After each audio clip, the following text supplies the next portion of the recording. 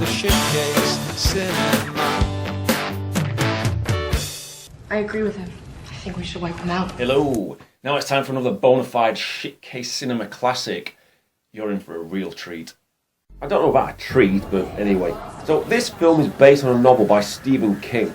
Now I bought the book when it came out back in 2006 and really enjoyed it, and for years I looked forward to a movie version. It's got a good solid cast, but our main two stars are Sam Jackson and John Cusack. I mean, come on, a zombie story by King with a solid cast? Sounds good, yeah? Well, it's not. So the movie begins with Cusack playing Clay, who's in an airport trying to get back home to his son. He draws pictures for comic books or something, but guess what? It's totally irrelevant. They tried to make something out of it later on, but it makes no sense.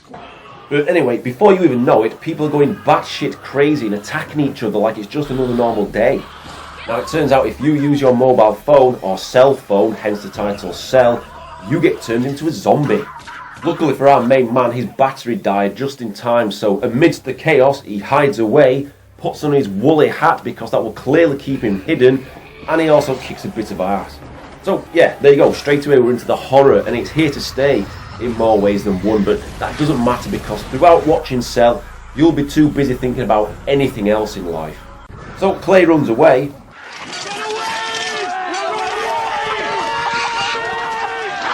and he heads down to the train where there's a few people hiding away. Driver on this train. Yeah, that'd be me. Can we leave? No. Moving on, one brave soul decides to walk along the tracks to find a way out with our heroes. Now, Jackson plays Tom, and this goon is called... They call me DJ Liquid. Sounds like a right gimp, yeah? But don't worry, because a few seconds later, he's killed, thankfully, so we're spared his bullshit.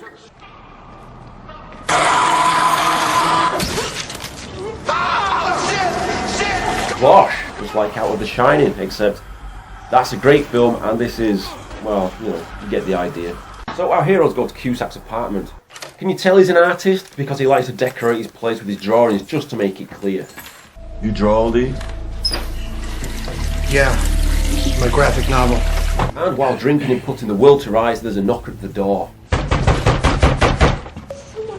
Are you normal? I love that. So yeah, it's a normal teenage girl, whatever the hell a normal teenage girl is, called Alice, and come the morning, they're on the move again because Cusack wants to go and find his wife and son. Now, after some close calls, they come across a school and make friends with the head teacher played by Stacey Keach and this irritating lad who happens to be a big fan of graphic novels, so is totally buzzing to be hanging out with John Cusack, and he's also a major geek. Oh, yeah. What is a brain? It's just a big old hard drive. Like, giga to the power of Googleplex, let's say. What the hell is he even talking about? I love cybernetics. Cyberpunk fiction, too. You know, I could do an entire video on that goon, he's such a wally, but I'm not going to. I hope he becomes a zombie, but guess what? They don't even call them zombies or anything like that. Oh, and you'll never guess what they do call them, so here you go. No phoners come through here? Phoners don't like Englishmen. Nobody actually introduces it as a reference, everyone they come across just starts using it like it's the common language. Phoners though, what a term. Brilliant. Man, this is bullshit. Now, Cell is about 90 minutes long, and for the most part, it seems like a standard run-of-the-mill zombie flick, but here's the slight difference that tries to be inventive. The signal through the mobile phone is what causes you to change, the pulse as they call it, and they can somehow communicate as a group and hang out like a flock of birds. I don't like this flocking thing at all. Out on the school playing field are hundreds of people, all laid out on the grass, and for some reason, music is coming out of their mouths. How's that even possible without a transmitter? They are transmitting. It's a new skill they seem to have picked up. Just... words fail me. So, because there's nothing much else to do, Stacey Keach says... We have a gasoline pump at our little motor pool. And what do our main men do? Yep, they get boozed up and drive over the musical zombie phoners and spray them with gasoline.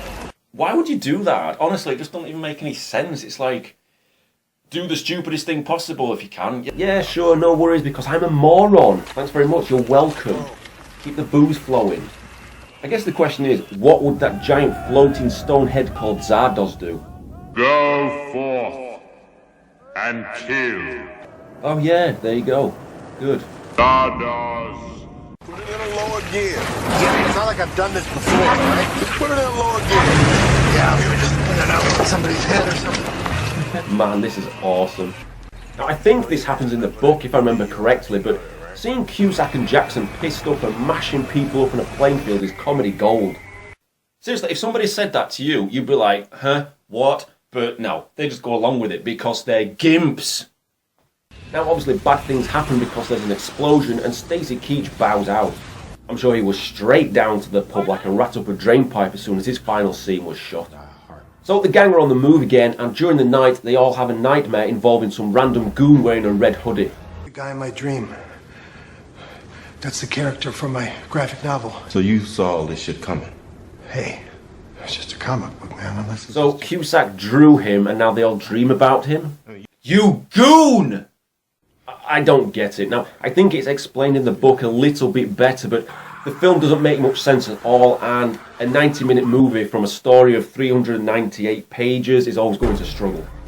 I'm not making excuses for it, by the way. Moving on, our gang find a roadside diner and meet a bunch of cannon fodder characters, and they all sit around boozing it up and dancing like it's 1999.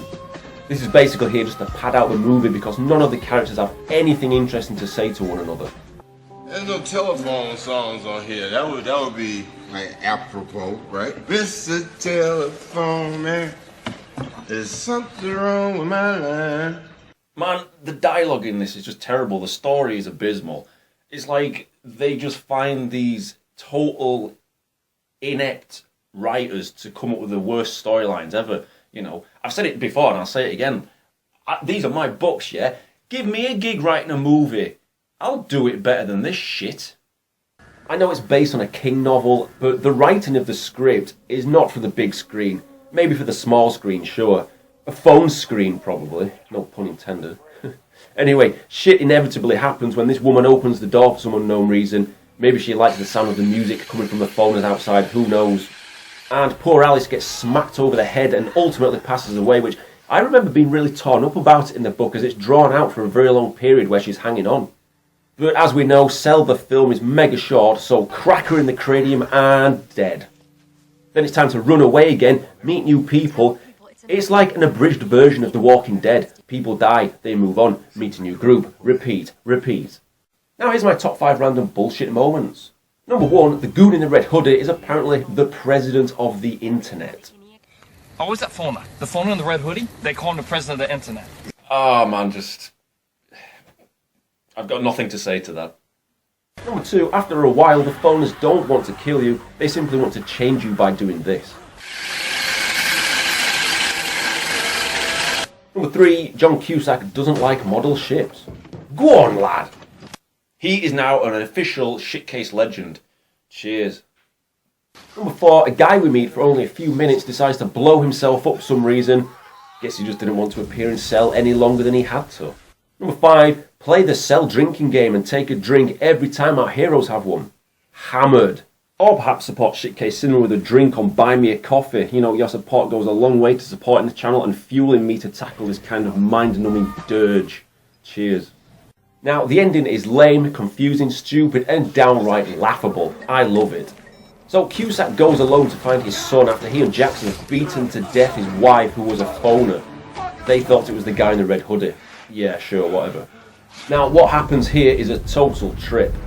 Cusack eventually comes across thousands of people marching around to rave, but without the music or glow sticks, and of course the red hoodie guy is there.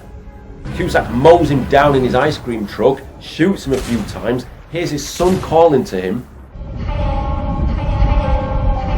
His son comes out of the crowd and finds him, then suddenly the phoner starts screaming.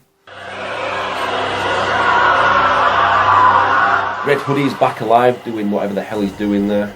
Cusack's son is part of the flock, so our main man blows them all up using a bomb in their truck. The end. That is priceless. Then we see Cusack and his son, I guess, walking in some version of heaven perhaps, and it fades out. But not before we see the group still plodding around in a circle, and now our main man is part of it, looking like he's on a 2-night bender. What's happening? What's this ending all about? So is he a zombie now? Or phoner, sorry. And how did he become one? Where's his son? Honestly, why do I even care? You know, every time I always think that I found the worst of the worst, and you know I've reviewed some of the worst things out there, I always find something else to top it, and this is pretty goddamn bad.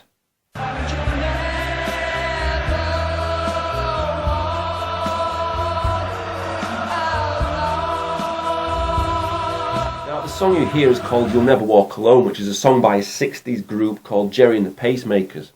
It's also sung by Liverpool Football Club fans at games, which, from personal experience, is always a spine-tingling emotional setting. So, being a Liverpool supporter myself, and also liking Jerry and the Pacemakers, this should be a wonderful ending, but it just makes no sense. Well, there you go, guys. I hope you enjoyed that. It is an absolutely shocking film, but it does have some unintentional laughs in there. There's no doubt in that. So, I'm giving this film a pathetic 2 out of 10. So go grab your woolly hat for protection, get a few drinks and stumble around like John Cusack having the greatest time of his movie career.